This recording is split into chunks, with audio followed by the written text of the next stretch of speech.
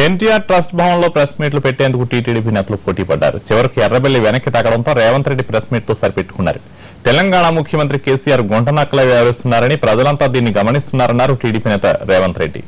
ఎన్నికల్లో ఇచ్చిన హామీలను తొంగలో తొక్కాడని మండిపడ్డారైనా అరడజన్ అబద్దాలతో కేసీఆర్ అధికారంలోకి వచ్చాడని మండిపడ్డారు రేవంత్ రెడ్డి.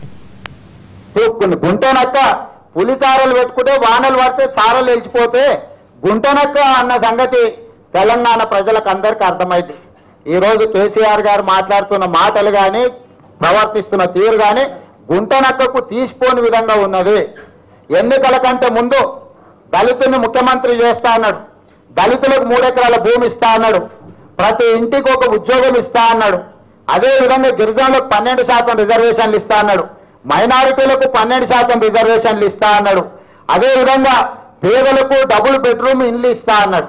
ఈ అరడజన్ అబద్ధాలతో అధికారంలోకి వచ్చిన కేసీఆర్ గారు నిన్న ఈ అరడజన్ అబద్ధాలను ప్రస్తావించకుండా కేవలం కమిషన్లు, కాంట్రాక్టులు, ఆంధ్ర వాళ్ళు ఇచ్చే చిల్లర డబ్బులకు ఆశపడిన పథకాలనే మాట్లాడాడు.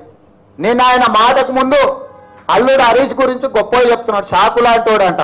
షాకు కాదు, ఆయన ఒక చురకత్తి నీ ఈపులో దించుతాడన్న సంగతి మాకు తెలుసు.